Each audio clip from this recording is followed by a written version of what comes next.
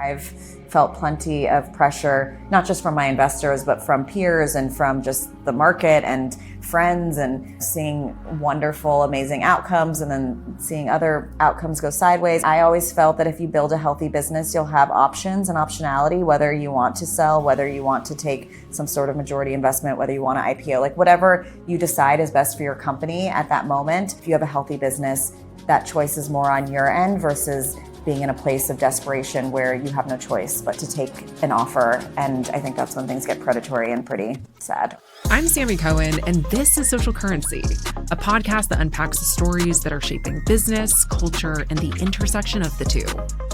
What does it take to build a brand that people don't just shop from, but live with? Ariel Kaye figured it out when she launched Parachute, the home essentials brand that helped define the modern direct-to-consumer era. In this conversation, Ariel breaks down the playbook behind building one of the most beloved and enduring brands in the space. From her early market research in 2012 to raising capital and opening brick-and-mortar stores, Ariel shares how she's navigated inventory nightmares, pandemic curveballs, and the pressure to grow without selling out. We talk about what makes a healthy business, how to build customer trust that lasts, and why Ariel believes that having options, whether it's raising, selling, or going public, is the real power move. She also opens up about the emotional toll of being a solo founder and the importance of finding mentorship and community along the way.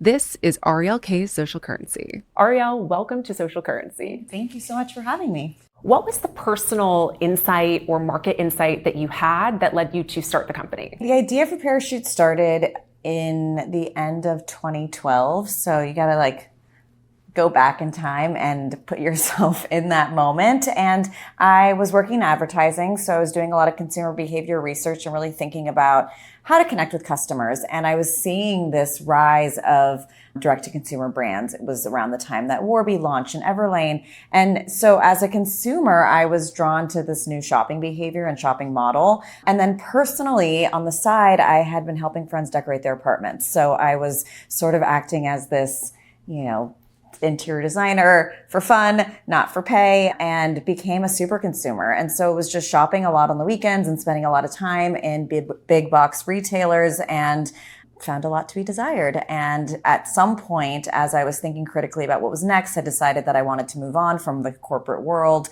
was really inspired by what was happening in the startup community and friends that were joining companies or starting their own companies and everything that was happening digitally and direct to consumer. I found myself standing on the floor of, big box retailer buying sheets and wondering why they were all looking the same and stacked floor to ceiling in plastic wrap, and what was thread count and what were these chemicals that were on the products. And my mind, started spinning, and all of a sudden I found myself completely obsessed and consumed with the space and realized that 90% of purchases were made offline. And here we were at this influx of digital shopping and digital consumerism, and realized that there was something there. All of that is so interesting, because on one hand, I feel like now looking back, we're in 2025, we see all of these differentiated products that have really gone into these, at one point, sleepy categories. Yeah. And been able to really create quality, create brand, add storytelling and a narrative to what was once something that you just got on the shelf of Bed Bath & Beyond and wasn't made with any quality ingredients. Yeah, and I think what was really interesting about this category, at least for me, not a single friend could tell me what brand of sheets they had on their bed. And then also no one was addressing this category in an aesthetically pleasing way. So what was on the shelves were products that were not great. And I knew that if you changed your duvet cover or you added new pillows, you could completely change the aesthetics of a room. And it was fun to be on the precipice of that and to create a new shopping behavior and a new category and a new aesthetic. What was it about your background? So clearly you had this natural intuition or gut sense that consumers were looking for something more. So can you tell us a little bit about your background and how that led you to be so aware to this opportunity? It's not conventional, I didn't go to business school. I'm not technical. A lot of the things that many founders in the DTC space or the profiles of founders at that time, I didn't really fit that mold, but I did have a lot of passion and love for this category, and I loved building brands. And I think, what I believed my most relevant experience was this understanding of consumer insights and also being the target customer. These are products that I want. These are products that my friends want. These are products that I think can really add value to your life and that can be approached in a fresh way. But a lot of what I didn't know also became my superpower, because if I had known what I knew when I started, like many people, you probably wouldn't have had the confidence to dive in. And so I think what I realized I'm good at, that happened by accident.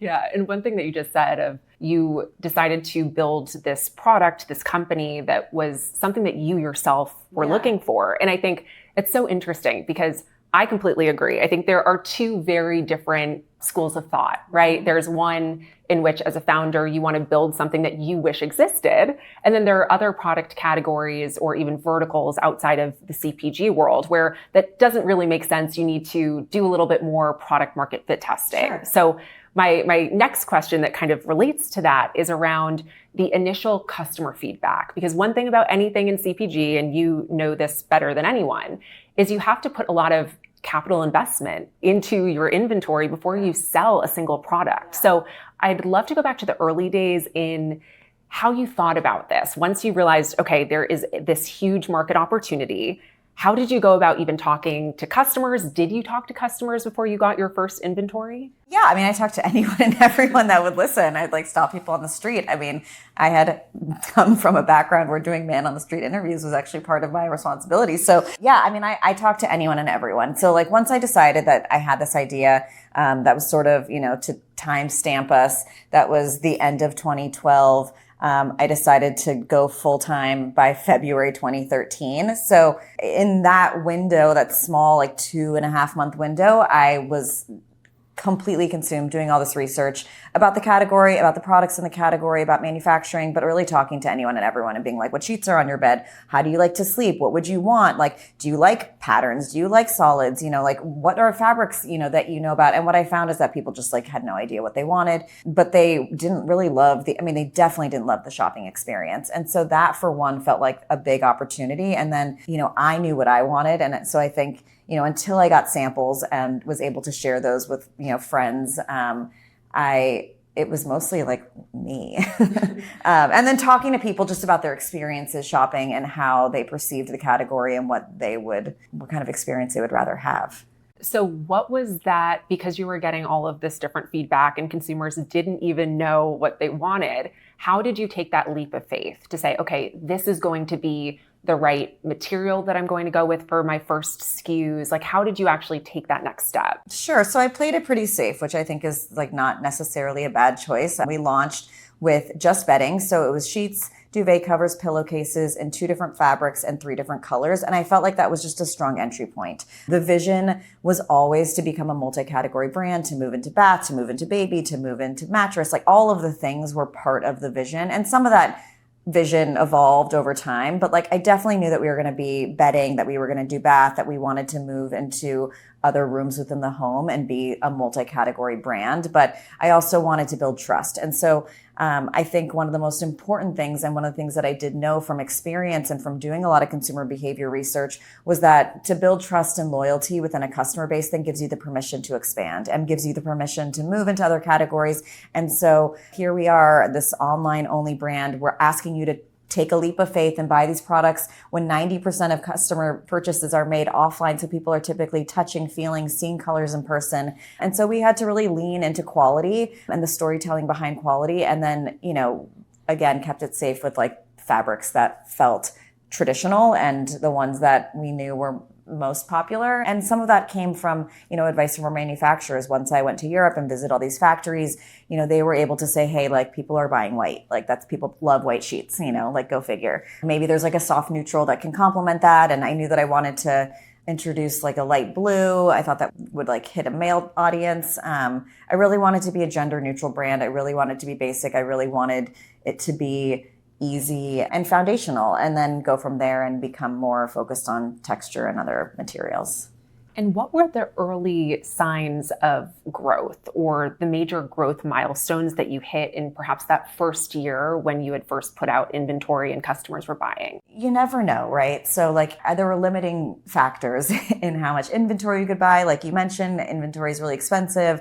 We really didn't raise our first round of capital to be able to buy bigger inventory or to be able to spend more on inventory until after launch. And so one night on like sitting in bed was like, I guess we'll do 50 queen sets and like 30 king sets. Like, I just was like throwing things to the wall and seeing what sticks and what felt right, having no experience at all in buying or buy planning or like thinking about inventory. But so we made this initial order thinking it would last, maybe 3 months and that we would be able to place a follow-up order soon thereafter, and sold out within days. I mean, it was like so fast. So launched, got an amazing amount of press, and all of a sudden it went from like we are getting 2 to 3 orders a day to 60 orders a day. So I would say in that first few months, that was great validation, and that was like a good sign. And we were getting feedback from customers like, I've been looking for a brand like this. Like, thank God you guys exist. Like, this is amazing. And we were getting a lot of great press and really reputable media placements and like places where like interior designers were, looking like it was like all lining up. But then we sold out of all of our products. So we like hit this lull because we had no more inventory, which at that point felt very devastating and like potentially just, the end of it all, because that's what everything feels like in the beginning when things go wrong. But we were able to push through. And obviously, tremendous growth very early on. I'd love to talk a little bit about the raising capital side. So you'd said that you had raised your first official round of capital after you had purchased your initial inventory. Can you walk me through how you first funded the business pre-raising the capital? Sure. And what that first and maybe even second round of raising looked like? I was able to raise about $30,000 from friends and family, which helped me build the website and do some additional R&D. I then joined an accelerator program called Launchpad in LA. And part of joining that program was an initial capital investment. And so that was used to buy inventory. It like came in one day and went out like the next. And then with the momentum that I had after launch, I set out to raise a series or a seed round and raised about $1 million. And so that closed, we launched in January, that closed end of March. And really once there was some momentum, I was able to go back to investors who I had met through the accelerator program or people I'd reached out to and say, hey, like, things are happening. We have this initial traction, like we need more capital to invest. And luckily I was able to get people on board. And it was a mix of 2 funds and mostly angels. And it was a really exciting moment. I mean, that first round of funding. And then I had to raise very soon thereafter because as it turns out, $1 million was not enough to sustain many years of growth the way that we wanted to grow and the way that we were expected to grow. I mean, 10 plus years ago, 11 years ago, the expectation was a lot of growth very quickly and to invest in marketing and to not be profitable. Like the expectations from VCs were growth at all cost. And we were expected not to like save that money or think about the longevity of that money, but really how quickly could we spend that money. I definitely hear you on the grow at all costs. And I think that was obviously the demise of many of the direct-to-consumer players in the space. I'm curious from the capital standpoint too. Obviously with CPG, when you have venture capital, there is a time horizon and then there's either some kind of exit that's hoped for, or if you're a Casper, right, you're an IPO, although obviously we see where Casper is today. Along the way as you were growing, did you feel pressure to exit or acquisition offers that came your way? How did you think about, okay, I want to keep this company independent, focus on growth versus maybe see some kind of exit? We rode the waves, there were periods of time where we were very much felt pressure to grow at all cost. And then as the tides in the market changed and all of a sudden profitability became more of a focal point, we kind of pulled back levers. And I think one of the things that I'm very proud of is that I've always had a real awareness around what those levers are so that we could adjust accordingly and that we were never too dependent on a singular marketing channel. We were never too dependent on a singular SKU. Like we always had levers that we could pull and push that could help us adjust course so that, when we did want to grow, it was more intentional because we saw an opportunity to grow and to put a the foot on the gas or, whatever. And then there were times where we said, hey, like, we want to pull back, or maybe, a product was hitting in a way or that we didn't have to invest as much and we could just kind of let things sit. But yeah, I mean, investors want to see their money have a multiple and have an exit. And, I've felt plenty of pressure, not just from my investors, but from peers and from just the market and friends and, seeing wonderful, amazing outcomes and then seeing other outcomes go sideways. I mean, there's a lot there. I think I always felt that if you build a healthy business, you'll have options and optionality, whether you want to sell, whether you want to take some sort of majority investment, whether you want to IPO, like whatever you decide is best for your company at that moment. If you have a healthy business, that choice is more on your end versus being in a place of desperation where you have no choice but to take an offer. And I think that's when things get predatory and pretty sad. Yes. And speaking of some of the more difficult strategic decisions that you've had to make. So I'm sure, just given the nature of Parachute and it's a company that holds inventory, I'd love to hear about some of the strategic decisions that you've made when it comes to operations. Yeah. So are there any that come to mind of key decision points that you had to make that would really impact the company's growth? I mean, I think as a business, especially when you're multi-category and especially as we're growing and expanding, you end up, like, I feel like our business is just like we've intentionally made it more complex operationally, like month over month and year over year, because, as you grow and as you expand and as you're like, hey, let's introduce this category, let's like add this factory to the mix, let's, think about international expansion, like all of these things put a lot of operational pressures on the business. We are less invested in furniture right now, but at one point we did a real big push into furniture. And part of the reason why we ended up pulling back is because operationally it was so complex and so different. And all of a sudden we were introducing white glove delivery and going into people's homes in a new way. And that was just a very different business model. And so you learn and adjust. And, at some point we'll get back into furniture, and we've got amazing furniture that's already designed and ready to go for when that day comes. But yeah, I mean, there's been a lot of moments where I think in some ways you want to make sure that you've pressure tested everything before launch. And in other ways, sometimes you just have to launch and learn. And I think that perhaps other people might say, like, why would you do the later? Like, why won't you just figure it all out before? But, when you want to get quick to market, when you want to be growing and you want to try new things, like sometimes you learn significant lessons on the path. And that's, been impactful and a growth opportunity. Yes. Building the plane as you're flying. Exactly. It. And it's just, it is. It just is. So switching gears a bit to the retail stores that Parachute has. Parachute opened their first retail store in Venice in 2016. How do you think about the difference? Because obviously, as we talked about, Parachute started as an online play. How do you think about the difference between the customer who's shopping for Parachute in the stores versus online? And as a follow-up, have you seen any differences in key metrics around the customer, such as return purchase rate or anything that's really distinctive about the two? The plan was always to open retail. I felt very bullish on retail, especially given that 90% of purchases were made offline. And I also just like the way that people reacted to being able to touch and feel the products. There's so much there. And our products are really soft and they are really beautiful, and there are limitations to what you can experience online.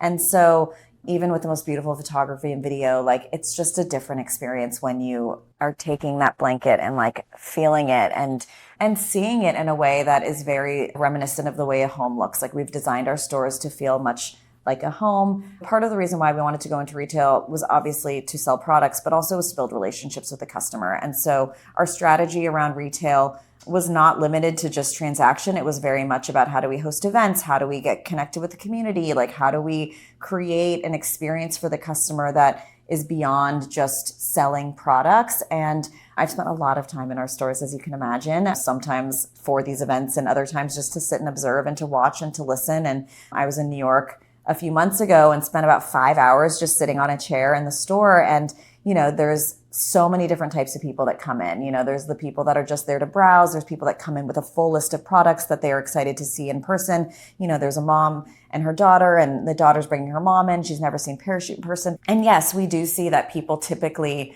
buy more in store because they come in for sheets, but they're like, wait, I want those towels too. And like, oh my God, I didn't realize you had this. And I didn't realize you had that. And wait, maybe I need a second set. And so like people get really excited in store. And then there's also people that just want to touch and feel and go home and shop online. And so typically people are returning less in store because they just have a different level of confidence. Online, we are also programmed to buy a bunch of different things because brands give these really generous return windows and free returns and all of these things. I mean, you're seeing some of that change now because it's just not sustainable. Returns are very expensive, as it turns out, and brands eat a lot of that cost and it becomes really challenging. But yeah, I mean, it's totally a different customer. We see a lot of word of mouth. A lot of our retail stores are in neighborhoods, so that's people that come in a lot to, pick up a hostess gift, or like they've got guests coming, they're like, wait, I need a robe, or, and it's fun. And it's fun to have that familiarity in store. And we also see this great halo effect. So like when we open a store, we see our online shopping increase because again, yeah, there's people that just come in and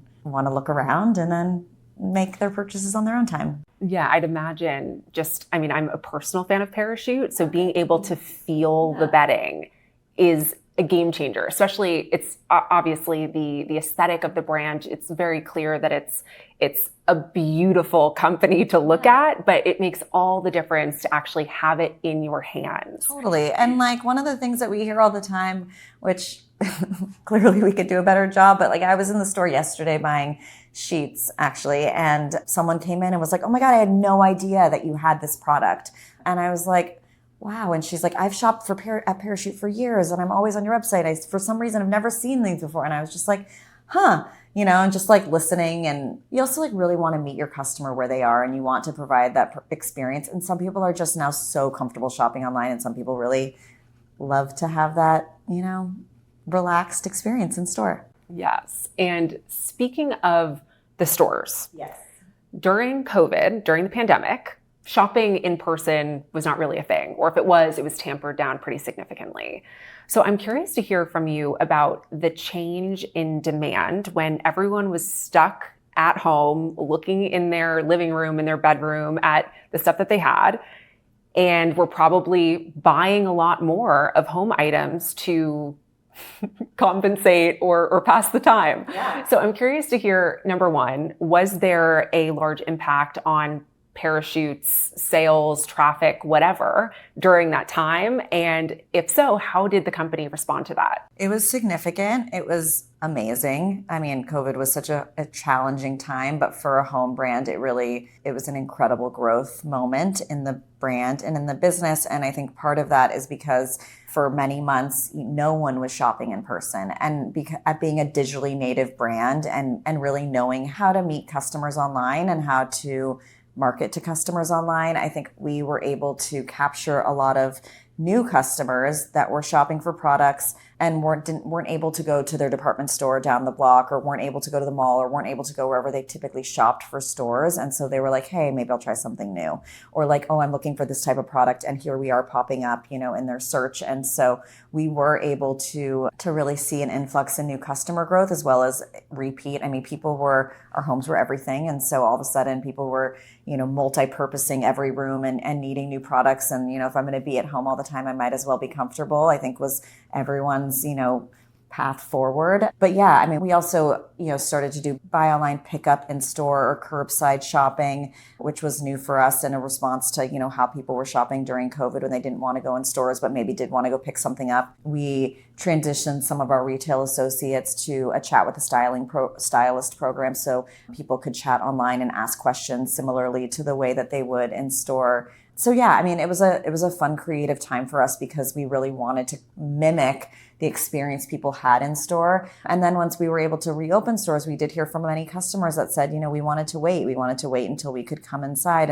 And so it gave us the confidence that there would always be, this offline customer who preferred that shopping behavior. But yeah, it also led us to invest in a ton more retail after COVID was winding down. And obviously today, Parachute is in many different categories. They're no longer just a bedroom brand. At what point during your company's growth did you realize, okay, Parachute as a bedding company is no longer enough. We need to expand. Was there a critical inflection point? Because I know you said from the beginning, Parachute was really going to be a multi-channel. Many of the decisions we made around growth and expanding into new categories were things that were on our roadmap, were things that, our design team felt very passionate about, our merchandising team felt very passionate about, but it was also very much driven by our customer. So, as we started to build that trust, one of the first products that we launched, actually, even before bath, was inserts like pillows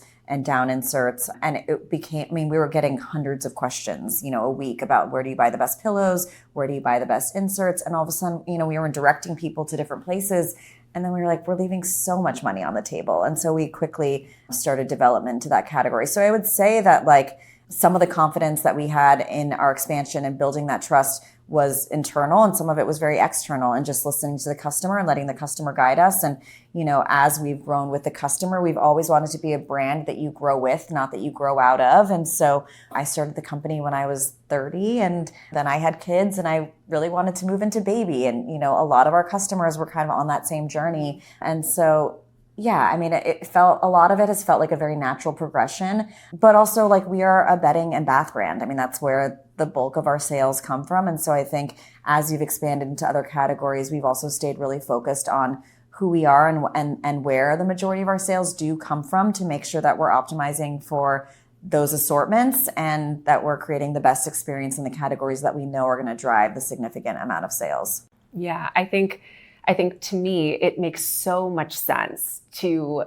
grow with your customer. I love what you just said there, because I think I go back to the year that Parachute was founded, or you first came out with products in 2014.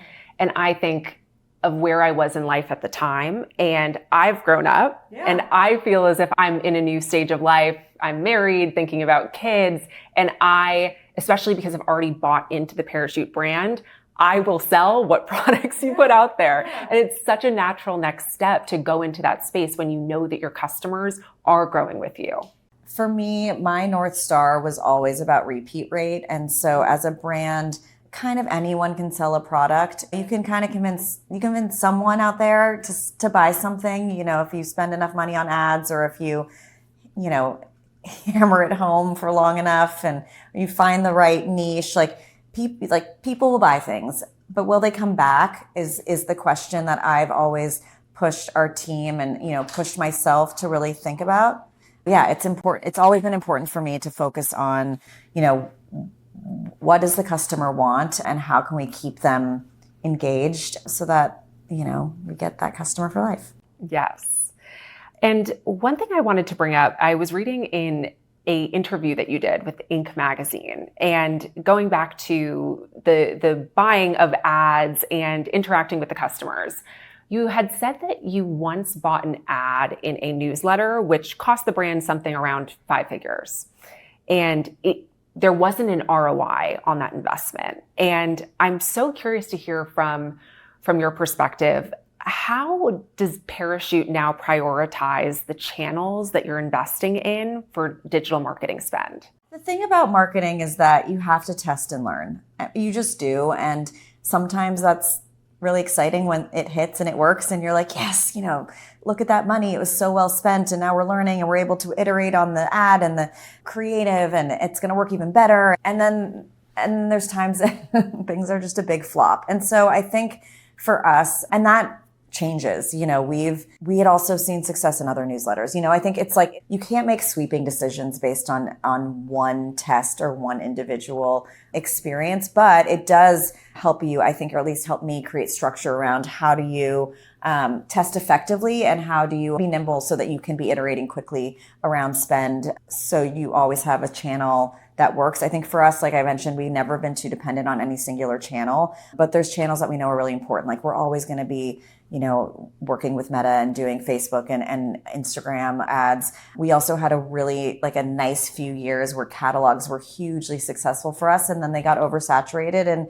now we've pulled back on our catalog spend. It's like things are very cyclical. And we're doing a lot of streaming TV right now, which has been fun and is a great way to do top of funnel and like get big brand awareness. But it needs to be met with a campaign that's, kind of more mid funnel in order for it to really be successful. But the media landscape is so in flux right now. And I mean, I've been reading a lot of articles just about consumers and where they're shopping and TikTok. It's just like there's so much happening right now. It feels like things are changing even more quickly than I can even understand new platforms. And maybe I'm just getting old, but it certainly does feel like it's like you're trying to try new things, but also not lose track of who you are and the voice and how you're and what's working. So we're also now leaning more into experiential again because people are back out and about and want to have experiences. And we partner with a lot of hotels. I mean, there's a lot of things that we're doing that are working. But yeah, it feels like it's like traditional, like old media, new media, and it's just kind of back and forth.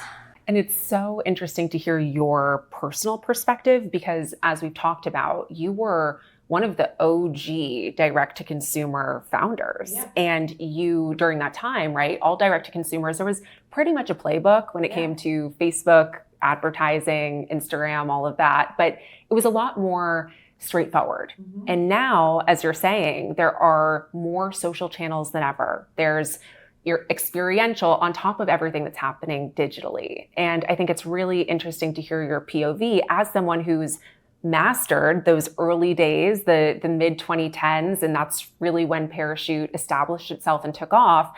And yet you're still here and you're trying to navigate this new landscape, which is literally changing every few days. Every day. It's crazy. And, algorithms are changing and reporting's changing. And it feels like the wild, wild west, like more than ever somehow. And maybe that's just what it's going to be like for a while. But yeah, I mean, I'm like, where do I even consume media these days? It's just like, it's all very fluid. It feels, it's like one day you're over here and one day you're over there. So we're trying to stay relevant. And speaking of all of the other direct-to-consumer companies, obviously, Parachute is not only still here, but it's thriving. And I read that last year, Parachute also hit profitability, which is a huge win in direct-to-consumer.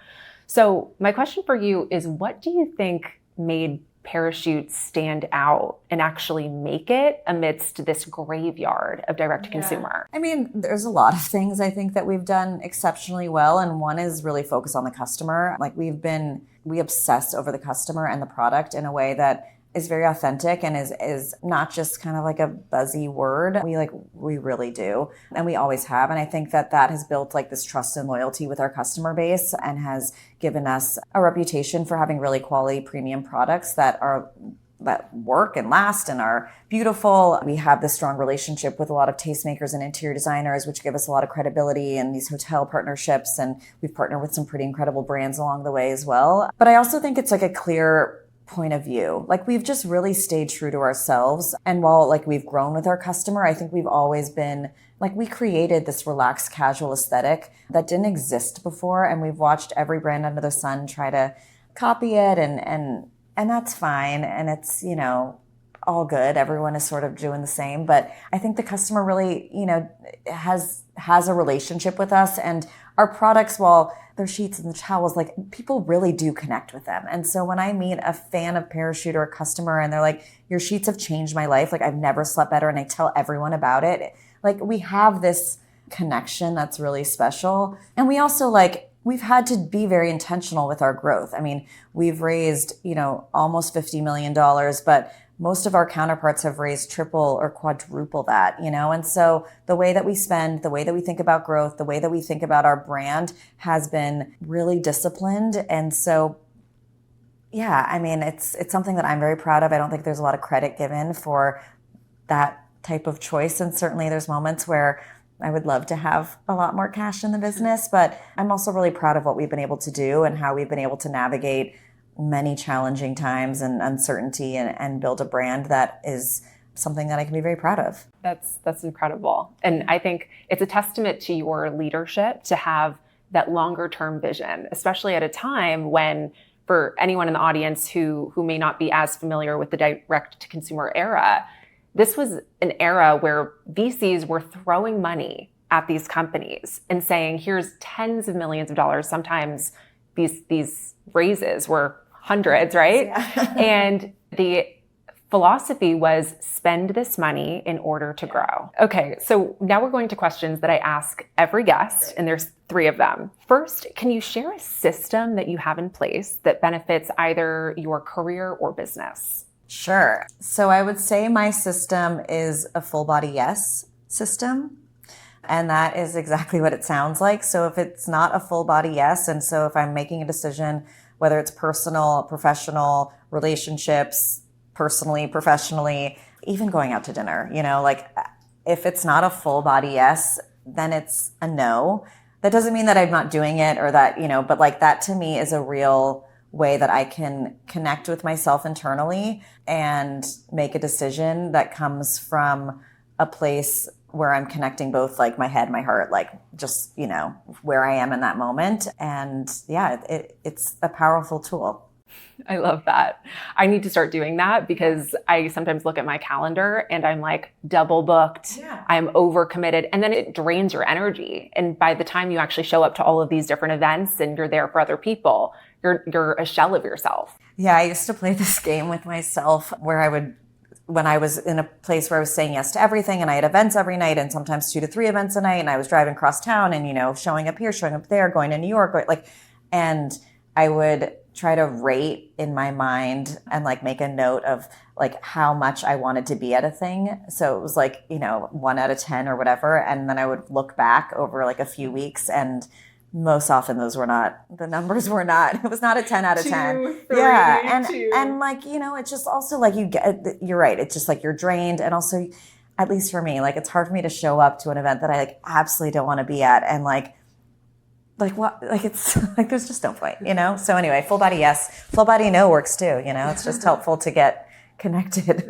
Okay, the next question comes from our social currency corner, where I get your input on a trend or story that's impacting business and culture. So I'd love to get your take on this trend that we're seeing towards these platforms that are actually anti-brand, and they're selling products across varying categories that are more focused on the product utility versus the brand. And one that comes to mind is Quince. So I'd love to get your take as a company that is very focused on brand, how you see the future evolving and how Parachute is even reacting to the influx of these types of companies. Yeah, I mean, look, like hats off to them. They've built a really big business and a successful business. It's definitely a different business. There's a lot of people out there, and everyone shops for different reasons. And so if they're value oriented, so they're looking to get the best price on a product and then say like, hey, you can get this sheet set that Parachute's selling for $300 for $150.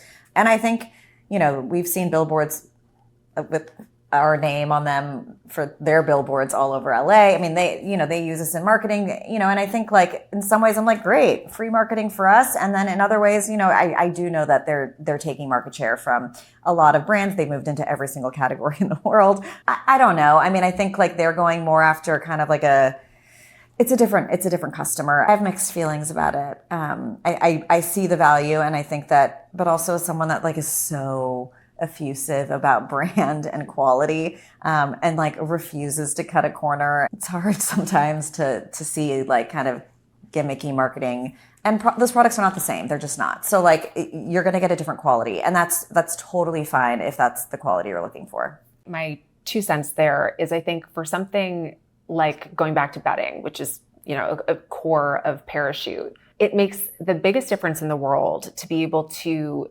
see that in person, feel that. I'm one of those retail shoppers for that category, clearly. But I think that there's something that's so important, especially this is something you're going to be spending 8 hours a day, hopefully 8 hours, like on, right? And for me, I don't want to buy that type of thing online. I want to invest in something that's made with quality material that I know is going to be great for me and obviously has, great look and feel. Yeah. So I personally think that there's still very much a massive opportunity for Parachute to continue to grow and thrive. Yes, of course. And I think, while all of that's happening, there's also a lot of customers that are really focused on sustainability and making sure that products, do not have toxic chemicals, or, the home category is being really scrutinized for PFAS and things that are the forever chemicals. And you don't want that on your bedding, you don't want it in your clothes, you don't want it in your furniture. And, so we've taken some pretty big stances just around creating products that are super high quality from the fabric perspective, but also the manufacturing perspective, and eliminating any sort of toxic anything from our products. And so I think hopefully that also resonates with the customer too. All right, let's end with some advice. So for this one, I asked my listeners about business questions that are top of mind. And here's one that I'd love for you to answer. So you're a solo founder, and this person wanted to ask you specifically about being a solo founder. Hi, Ariel. I'm just starting out as a solo founder, and it's been incredibly lonely and stressful so far. Can you share your advice on how to cope and get through the tough times when you're an army of one? Well, yes, it is incredibly lonely. I really resonate with that. And in some ways, even as you grow and have more people around you in a team, and the loneliness doesn't go away. But I do think that surrounding yourself with other like-minded founders, or just other people who get it, is so helpful. And so I think actively trying to build a community of people that are in your same position and in your same shoes is so beneficial. I'm so grateful that I have a group of friends who are also founders who truly get what I'm going through to their core. And that has saved me. But I also you got to feel those feelings, there's a lot of pressure. You are lonely. You're on an island of one. There is a lot going on that is really specific and unique to that position as a founder. And I think feeling those feelings, making a to-do list, figuring out how you can push through what is overwhelming you, what is stressing you out, what is making you feel alone, and then actively trying to figure out how you can adjust and move through it. I'm a big believer of progress over perfection, and one coffee with a friend who is in a similar position or has, a piece of advice can go such a long way in those dark moments. Mentors are really helpful. And so I would say actively try to build your community, which obviously is easier said than done, depending, but people are pretty generous with their time. And I think that I found, especially in the early days when I was connected to another founder and, asked to go to coffee or asked if they could do a call, almost everyone said yes. And so I'm so grateful for those people who took the time. And I think a lot of people feel a desire to pay it forward. So you don't have to be alone, even when you are alone. Well, Ariel, thank you so much for this conversation. You can find Ariel and Parachute on socials. I'll link all of them in the show notes. Thank you so much for coming on. Thank you. This is so fun. Thank you so much for listening to today's episode of Social Currency. I've been wanting to launch this show for so long. I can't tell you how excited I am to do this and how thrilled I am that you're actually here listening. It means the world to me. If you liked what you heard today, please rate and review the podcast because it massively helps to support the work I do to bring the show to life. And if you want to keep up with the hottest business lore in real time, follow me on Instagram at Sammi Cohen Talks and subscribe to my newsletter, Social Currency, which is linked in the show notes. Social Currency is a production of Social Currency Media and Money News Network. The podcast is hosted and executive produced by me, Sammi Cohen. Social Currency is produced by the Money News Network team. See you next time.